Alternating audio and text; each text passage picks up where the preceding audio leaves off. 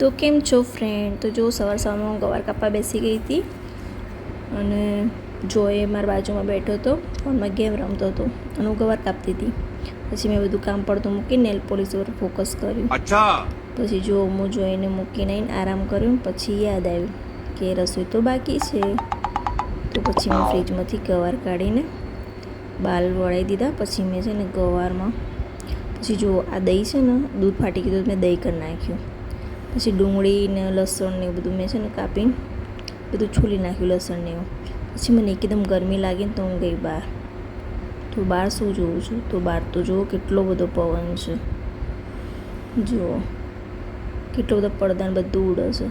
પણ રસોડામાં ખબર નહીં કેમ ગરમી લાગે છે. પછી મને યાદ આવ્યું કે ફ્રીજમાં કેરીનો રસ પડ્યો છે. પછી મને યાદ આવ્યું કે હું કેરી બી લાવી હતી. તો મેં છે ને ફરીથી પાછો કેરીનો રસ બનાવી નાખ્યો. જો કેરી એટલી મસ્ત છે. પછી યાદ આવ્યું કે મારી જોડે છે ને બુરું ખાંડ પડ્યું હતું, મેં છે ને દળીને મૂક્યું હતું. તો પછી મેં છે ને રસની અંદર નાખી દીધું.